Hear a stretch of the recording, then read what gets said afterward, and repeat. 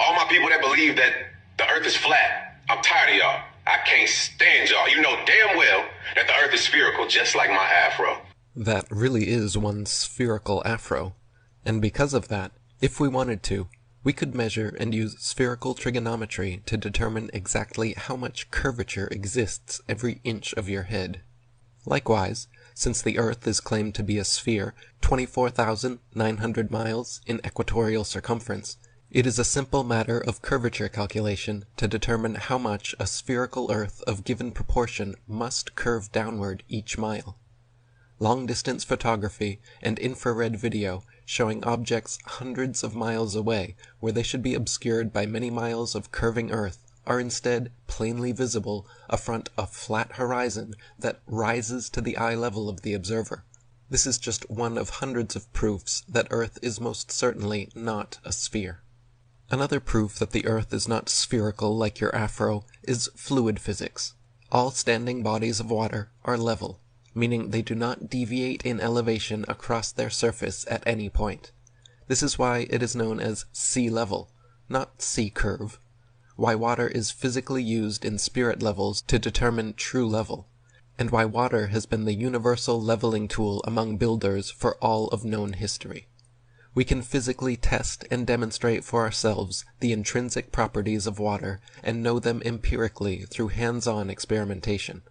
As for the supposed curved bodies of water upon the globe, or the augmented virtual reality water balls on NASA's International Fake Station, these you and I cannot physically test or demonstrate ourselves, nor know them empirically through hands-on experimentation, because the globe claims require a reference frame that only a few hundred people in history, nearly all of whom are or were Freemasons, have ever been privy to, so-called outer space.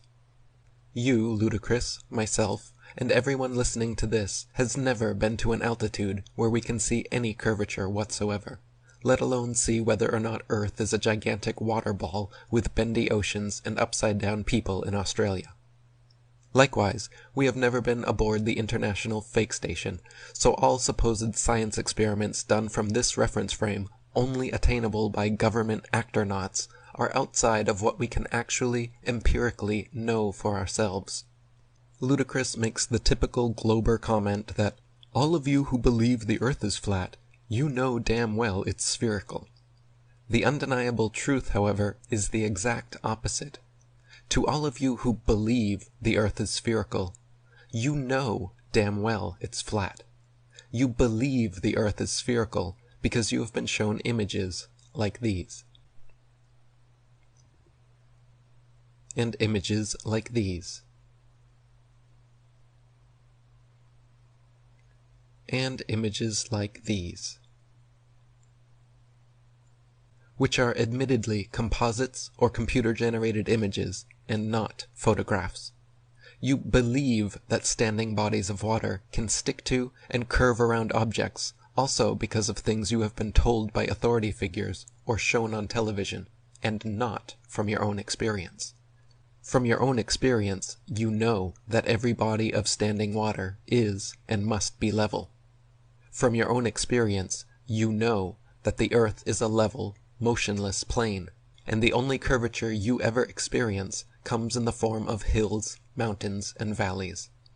Everyone who is intellectually honest accepts this zetetic, empirical reality, and realizes that belief is required for the tilting, wobbling, spinning spaceball Earth, but not for the level, motionless plane Earth each and every one of us experiences our entire lives. But let's just say, for instance, I was to entertain the bullshit. So let me get this straight.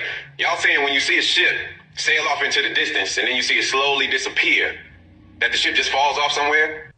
No flat earthers whatsoever claim that ships disappearing in the distance is due to them, quote, falling off somewhere. So that is your own fallacious little red herring.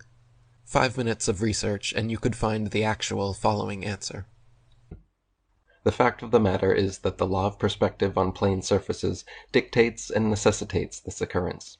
For example, a girl wearing a dress walking away towards the horizon will appear to sink into the earth the farther away she walks. Her feet will disappear from view first, and the distance between the ground and the bottom of her dress will gradually diminish until after about half a mile it seems like her dress is touching the ground as she walks on invisible legs. The same happens with cars speeding away. The axles gradually get lower, and the wheels vanish until it appears as if the car is gliding along its body. Such is the case on plane surfaces. The lowest parts of objects receding from a given point of observation necessarily disappear before the highest. Now, with modern telescopes and cameras, we can prove this as well by successfully zooming in on ships that have gone beyond the horizon and bringing them completely back into full view, hull and all. And since the beginning of the time, once certain people and objects get to the edge, they all just fall off. If that's the case, then where the hell do they go, huh? They go into space? Yet again, LUDACRIS makes the same red herring, claiming there is some kind of edge of our realm that one could fall off from. Again, no genuine flat earthers have ever claimed there to be an edge. This is just more nonsense from globers stuck in their outer space cosmology, who imagine that the term flat earth must mean some circular disk floating in space. To begin with, flat earthers don't claim to know how the earth terminates, because we haven't been there, and thanks to the Antarctic Treaty, signed by the most powerful 50-plus countries in the world, we are not allowed to independently explore the southernmost parts of Earth, or visit for anything but glorified penguin tours.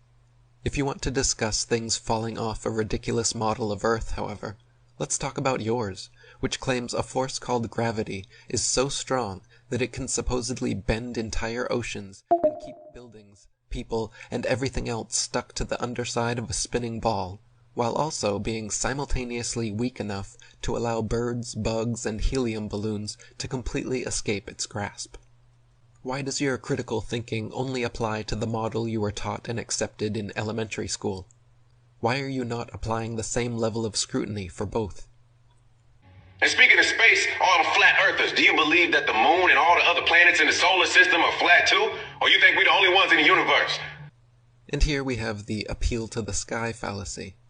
Imagine inviting a contractor over to your house to measure the dimensions of your floor, and he immediately gets out his tape measure and starts measuring all the recessed lights in the ceiling. This is exactly what globers are doing when they appeal to the shape of various objects over their heads in the sky, while trying to determine the shape of the ground under their feet. The truth is, the only place we see spheres in the sky is NASA's CGI photos and videos. When amateur astronomers photograph and record the stars and planets, here is what we see. Is this a sphere?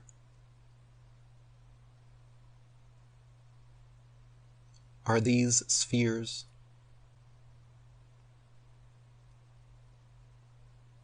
Are these spheres?